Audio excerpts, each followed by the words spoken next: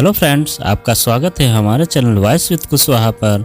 और आज की कहानी बहुत ही इंटरेस्टिंग होने वाली है, तो हमारे साथ अंत तक जरूर बने रहें। उनके चेहरे को देखकर ऐसा अंदाजा लगाया जा सकता था कि कुछ घटना जरूर घटी है। लड़के वालों की ओर से हर बार निराशा ही उनके हाथ लगी है। मैंने जानबूझकर माँ की उदासी का कारण नहीं पूछा, क्योंकि दुखती रंग पर हाथ रखते ही वे अपना धैर्य खो बैठती और बाबूजी को याद करके घंटों रोती रहती। माँ ने मेरी ओर बिना देखे ही चाय का प्याला आगे बढ़ा दिया, जिसे पकड़े मैं बरामदे में कुर्सी पर आ बैठी। माँ अपने कमरे में चली गई थी। विषाद से मन भर उठा। पिछले 5 साल से माँ मेरे लिए लड़के की खोज में लगी थी, लेकिन अभी तक एक अच्छा लड़का नहीं जुटा पाई थी कि बेटी के हाथ पीले कर संतोष की सांस लेती। माँ अंतरजातीय विवाह के पक्ष में नहीं थी। मेरी अच्छी खासी नौकरी और ठीक ठाक रूप रंग होते हुए भी विवाह में विलंब होता जा रहा था। जो परिवार माँ को अच्छा लगता वह हमें अपनाने से इनकार कर देता, और जिनको हम पसंद आते उन्हें माँ अपनी बेटी देने से इनकार कर देती। शहर बंद होने के कारण मैं सड़क पर खड़ी खड़ी बेजार हो चुकी थी। कोई रिक्शा, बस, ऑटो रिक्शा आदि नहीं चल रहा था। घर से माँ ने मधु की स्कूटी भी नहीं लाने दी। हालांकि मधु का कॉलेज बंद था, मुझे दफ्तर पहुंचना था, कई आवश्यक काम करने थे। न जाती तो व्यर्थ ही अफसर की डांट सुनती। इधर उधर देखा, कोई जान पहचान का नहीं दिखा। घड़ी पर निगाह गई तो पूरा 1 घंटा हो गया था खड़े खड़े। मैं सामने ही देखे जा रही थी। अचानक स्कूटर पर एक नौजवान आता दिखा। वह पास आता गया तो पहचान के चिन्ह उभर आए। यह तो शायद विपिन है। हाँ, वही था, मेरे कॉलेज में पढ़ता था। वह भी मुझे पहचान गया। स्कूटर रेंगता हुआ आया, मेरे पास रुका। विपिन, मैंने धीरे से पुकारा। नीलिमा, तुम यहाँ अकेली खड़ी क्या कर रही हो? बस स्टॉप पर क्या करते हैं? दफ्तर जाने के लिए खड़ी थी, लेकिन लगता नहीं कि आज जा पाऊंगी। आज कितने दिनों बाद दिखी हो तुम। शहर बंद न होता तो शायद आज भी नहीं। कहकर वह हंसने लगा। और तुम बिल्कुल सही समय पर आए हो, कहकर मैं उसके पीछे बैठने का संकेत पाते ही स्कूटर पर बैठ गई। रास्ते भर विपिन और मैं कॉलेज से निकलने के बाद का ब्यौरा एक दूसरे को देते रहे। वह बीकॉम करके अपना व्यवसाय कर रहा था और मैं एमकॉम करके नौकरी करने लगी थी। मेरा दफ्तर आ चुका था। वह मुझे उतार कर अपने रास्ते चला गया। गोरा चिट्ठा, लंबी कद काठी के सम्मोहक व्यक्तित्व का स्वामी विपिन कितने वर्षों बाद मिला था। कॉलेज के समय कैसा दुबला पतला सरकंडे सा था। मैं उसे भूलकर दफ्तर के काम में उलझ गई। होश में तब आई जब छुट्टी का समय हुआ। अब जाऊंगी कैसे घर लौटकर, सोचती हुई बाहर निकल रही थी कि सामने गुलमोहर के पेड़ के तले स्कूटर लिए विपिन खड़ा दिखाई दिया। उसने वहीं से आवाज दी, नीलिमा, तुम? मैं आश्चर्य में पड़ी उस तक पहुंच गई। तुम्हें कोई काम था यहाँ? नहीं, तुम्हें लेने आया हूँ। सोचा छोड़ आया था, लेकिन घर कैसे जाओगी? मैं आभार से भर उठी। उस दिन के बाद तो रोज ही आना जाना साथ होने लगा। हम साथ साथ घूमते हुए दुनिया भर की बातें करते। एक दिन विपिन घर आया तो माँ को उसका विनम्र स्वभाव और सौम्य व्यक्तित्व प्रभावित कर गया। छोटी बहन मधु बड़े शर्मीले स्वभाव की थी। वह तो उसके सामने आती ही नहीं थी। वह आता और मुझसे बात करके चला जाता। मैं मधु को चाय बना कर लाने के लिए कहती, लेकिन वह नहीं आती। एक बात मैं कितने ही दिनों से महसूस कर रही थी। मुझे बार बार लगता कि जैसे विपिन कुछ कहना चाहता है, लेकिन कहते कहते जाने क्या सोचकर वह रुक जाता है। किसी अनकही बात को लेकर बेचैन सा वह महीनों से मेरे साथ चल रहा था। एक दिन विपिन मुझे स्कूटर से उतार कर चलने लगा तो मैंने ही उसे घर में बुला लिया। अंदर आओ, एक प्याला चाय पी कर जाना। वह मासूम बालक सा मेरे पीछे पीछे चला आया। माँ घर में नहीं थी और मधु भी कॉलेज से नहीं आई थी, सो चाय मैंने बनाई। चाय के दौरान, नीलिमा, एक बात कहूँ, कहते कहते ही उसे जोर से खांसी आ गई। गले में शायद कुछ फंस गया था। वह बुरी तरह खांसने लगा। मैं दौड़कर गिलास में पानी ले आई और गिलास उसके होठों से लगाकर उसकी पीठ सहलाने लगी। खांसी का दौर समाप्त हुआ तो वह मुस्कुराने की कोशिश करने लगा। आंखों में खांसी के कारण आंसू भर आए थे। विपिन, क्या कहने जा रहे थे तुम? अरे भाई, ऐसी कौन सी बात थी जिसके कारण खांसी आने लगी? सुनकर वह हंसने लगा। नीलिमा, मैं तुम्हारे बिना नहीं रह सकता। अधूरा वाक्य छोड़कर नीचे देखने लगा और मैं शर्मा कर गंभीर हो उठी और लाज की लाली मेरे मुख पर दौड़ गई। विपिन, यही बात कहने के लिए तो मैं न जाने कब से सोच रही थी। धीरे से कहकर मैंने उसके प्रेम निवेदन का उत्तर दे दिया। दोनों अपनी अपनी जगह चुप बैठे रहे। लग रहा था इन वाक्यों को कहने के लिए ही हम इतने दिनों से न जाने कितनी बातें बस ऐसे ही करे जा रहे थे। एक दूसरे से दृष्टि मिला पाना कैसा दूभर लग रहा था। शाम खुशनुमा हो उठी थी और अनुपम सुनहरी आभा बिखेरती जीवन के हर पल पर उतर रही थी। मौसम का हर दिन रंगीन हो उठा था। मैं और विपिन पखेरुओं के पंख लगाए प्रीति के गगन पर उड़ चले। हम लोग एक जात के नहीं थे, लेकिन आपस में विवाह करने की प्रतिज्ञा कर चुके थे। झरझर बरसता सावन का महीना था। चारों ओर हरियाली नजर आ रही थी। पत्तों पर टपकती जल की बूंदें कैसी शरारतें लगने लगती थी। अकेले में गुनगुनाने को जी करता था। विपिन का साथ पाकर सारी सृष्टि इंद्रधनुषी हो उठती। मधुबनी चलोगी नीलिमा? एक दिन विपिन ने पूछा। मेला दिखाने ले चलोगे? हाँ, माँ हमारे साथ जा नहीं सकती थी और अकेले विपिन के साथ मेरा जाना उन्हें मंजूर नहीं था। अतः मैंने मधु से अपने साथ चलने को कहा तो उसने साफ इनकार कर दिया। पगली, घर से कॉलेज और कॉलेज से घर, यही है तेरी दिनचर्या। बाहर निकलेगी तो मन बहल जाएगा। मैंने उसे समझा कर तैयार कर लिया था।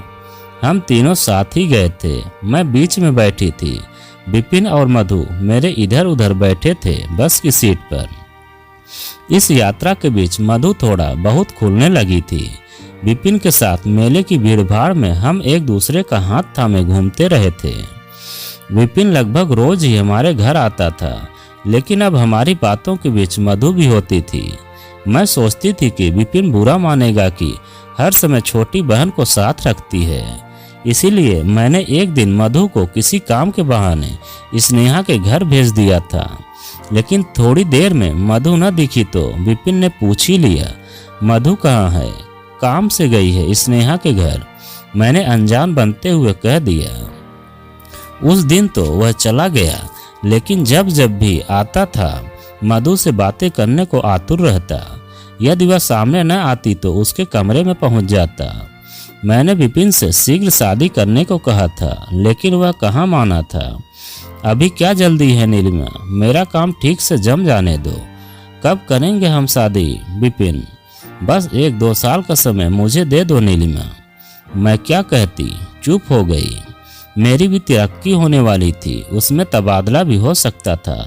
सोचा शायद दोनों के ही हित में है। अब जब भी विपिन आता मधु उससे खूब खुलकर बातें करती। वह मजाक करता तो वह हंसकर उसका उत्तर देती थी। धीरे धीरे दोनों मजाकों पर उतर आए। मुझसे सुना नहीं जाता, आखिर कहना ही पड़ा। विपिन, अपनी सीमा मत लांघो, उस लड़की से ऐसी बातें। मेरी इस बात का असर तो हुआ था विपिन पर, लेकिन साली के रिश्ते की आड़ में उसने अपने अनर्गल बोलों को छिपा दिया था। वह अब संयत होकर बोलता था, फिर भी कहीं न कहीं से उसका अनुचित आशय झलक ही जाता। मधु को मेरा यह मर्यादित व्यवहार का सुझाव अच्छा न लगा। मैं दिन दिन यही महसूस कर रही थी कि मधु विपिन की ओर अदृश्य डोर से बंधी खिंची चली जा रही है।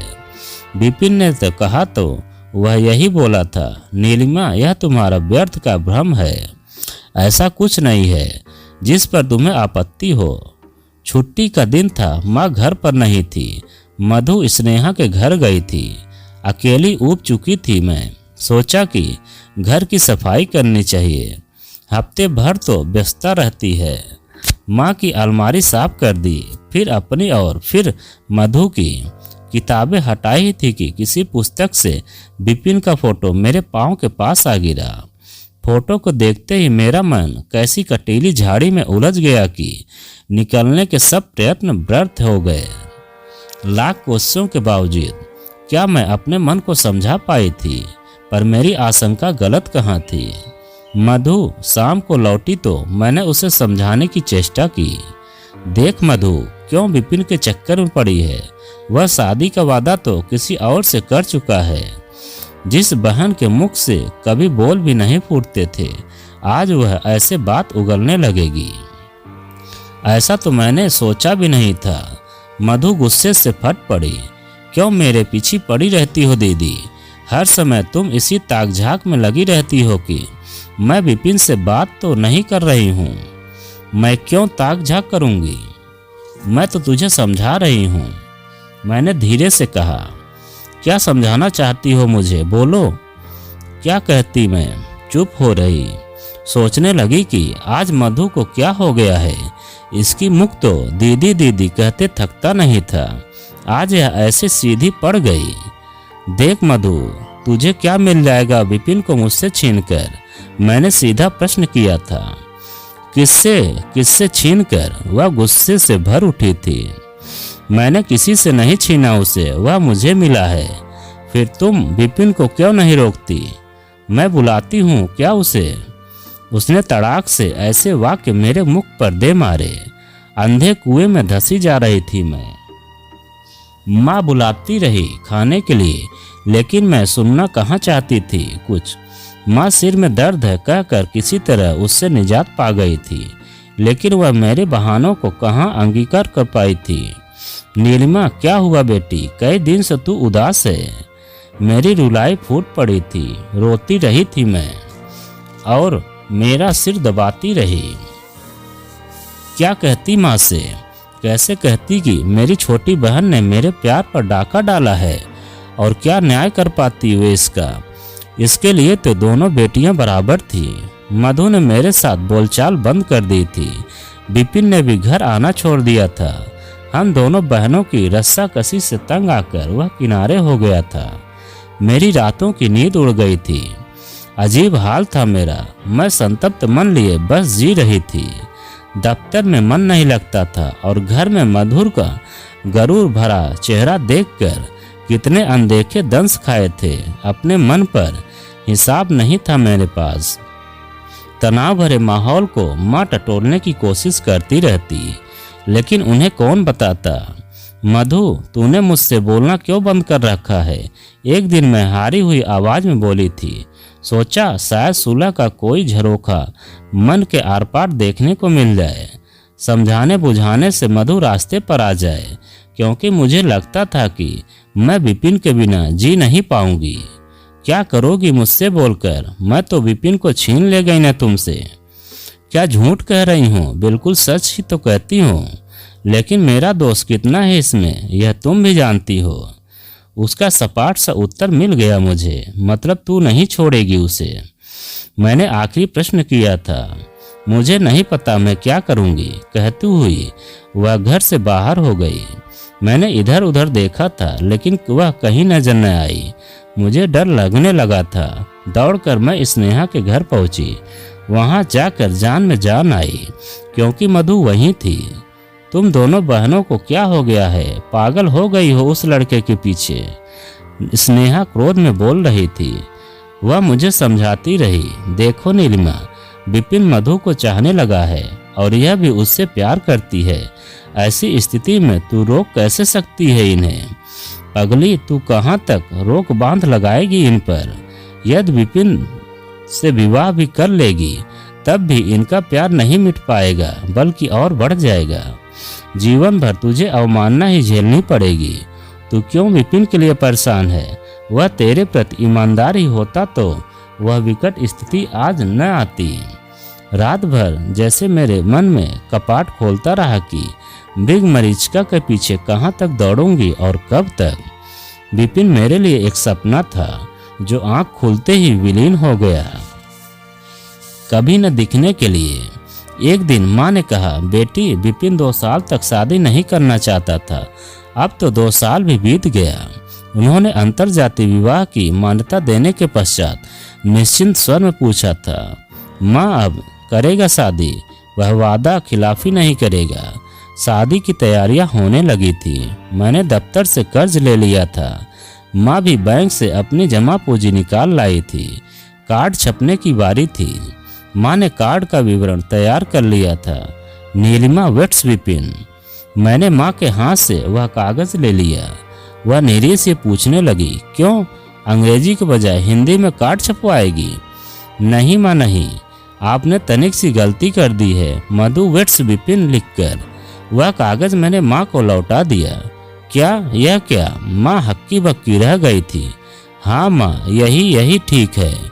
विपिन और मधु की शादी होगी। मेरी मंजिल तो अभी बहुत दूर है। घबराते नहीं माँ, कहकर मैंने माँ की आंखों से बहते आंसू पोंछ डाले और मधु और विपिन की शादी हो गई।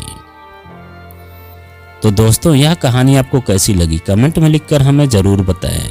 और आप अगर हमारे चैनल पर नए हैं तो प्लीज़ चैनल को सब्सक्राइब करें और वीडियो को एक लाइक ज़रूर करें।